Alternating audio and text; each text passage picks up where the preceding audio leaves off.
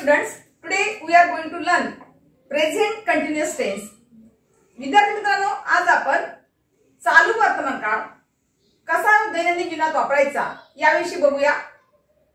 This present continuous tense is also called progressive present tense as well as imperfect present tense.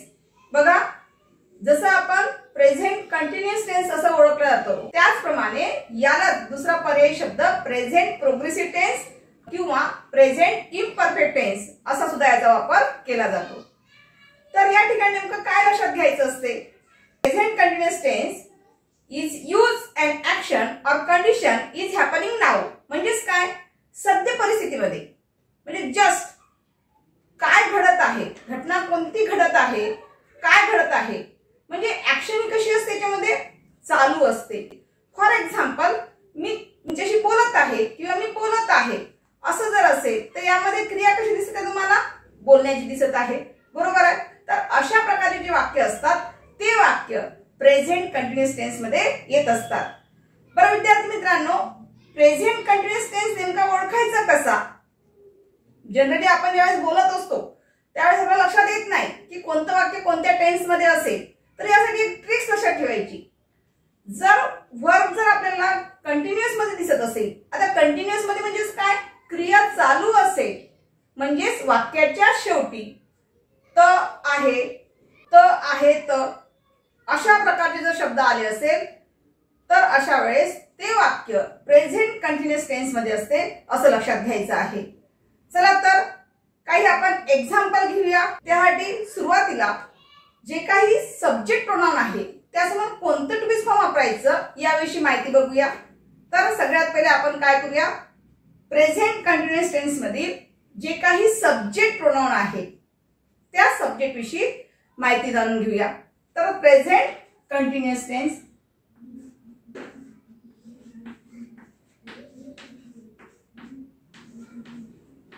यालाच अपूर्ण वर्तमान काळ किंवा चालू वर्तमान काळ असं सुद्धा म्हटलं जाते.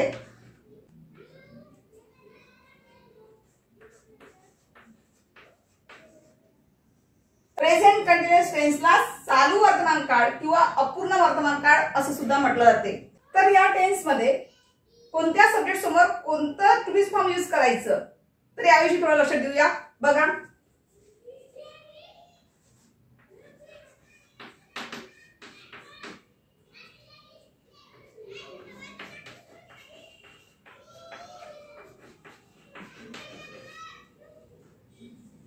बघा, जर सब्जेक्ट आय आला असेल तर त्यासमोर एम टू बी फॉर्म वापरा. जर subject he, she, it and singular, singular जर सब्जेक्ट आला असेल, म्हणजे सिंगुलर म्हणजेच काय? एक वचनी जर सब्जेक्ट आला असेल तर त्यासमोर टू बी कोणतं वापरायचं आहे? तुम्हाला इज वापरायचं आहे. जर सब्जेक्ट वी, दे, यू आणि प्लुरल सब्जेक्ट आला असेल तर अशा वेळेला तुम्हाला टू बी कोणतं वापरायचं आहे? आर टू बी वापरायचं आहे. ठीक आहे. सगळ्यात पहिले कुठलंही सेंटेन्स बनवायचं असेल इंग्लिश मध्ये तर या सब्जेक्टला अनुसरून ही टू बी फॉर्म तुम्हाला वापरायचे विद्यार्थी मित्रांनो. काही लक्षात? ठीक आहे. चला तर आपण एक्झाम्पल मध्ये कशा प्रकारे वापर करणार याचा तर ते बघूया. त्यासाठी तुम्हाला सोपं राहण्यासाठी मी तुम्हाला फॉर्म्युला तयार करून देते की जेणेकरून त्याच फॉर्म्युलानुसार तुम्ही ते वाक्य त्याच पद्धतीने तयार करायचं. चला, फॉर्म्युला बघा. Subject plus am is are plus first form of verb plus I N G plus object. बघा, आता एक्झाम्पल मध्ये बघूया. मी लिहित आहे. आता माझी काय आहे? कोणती ऍक्शन चालू आहे? लिहिण्याची. म्हणजेच काय झालेलं आहे बघा, ओळखणार कसं तुम्ही? मी लिहित आहे.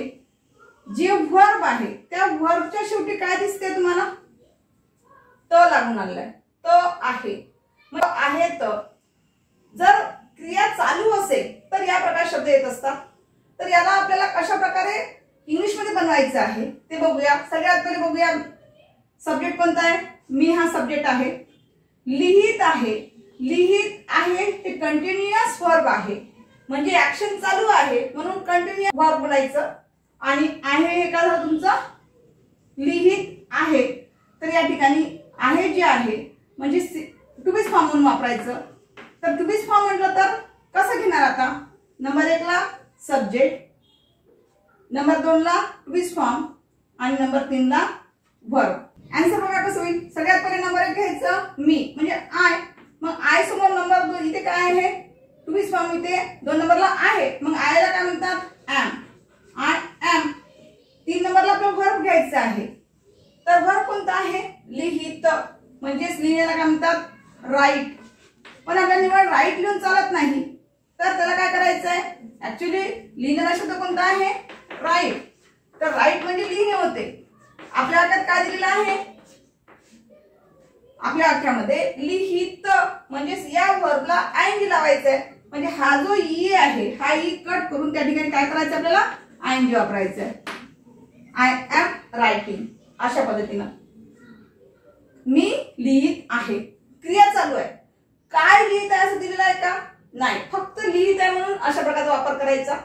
आता बघा नंबर 2 मी पत्र लिहित आहे, लिहित आहे. बघा आता यामध्ये सुद्धा काय दिसतंय तुम्हाला, मी पत्र लिहित आहे. वाक्य कशाने कंप्लीट झालेलं आहे ना, पण काय आहे पत्र लिहित आहे. म्हणजेच काय या ठिकाणी वाक्यामध्ये तुम्हाला काय दिसते आहे, मी हा सब्जेक्ट दिसतो आहे, लिहित आहे हे कंटिन्युअस ऍक्शन आहे, म्हणजेच या ठिकाणी हे लिहित आहे वर्ब झालं आणि हे काय झालं तुमचं आहे हे टू बी फॉर्म आलेलं आहे इकडे.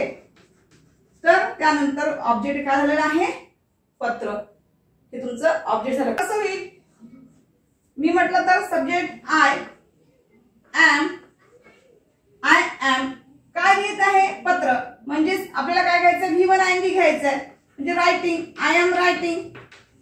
किती पत्र लिहित आहे, फक्त एकच पत्र लिहित आहे म्हणून अ लेटर, फुल स्टॉप, म्हणजे I am writing a letter.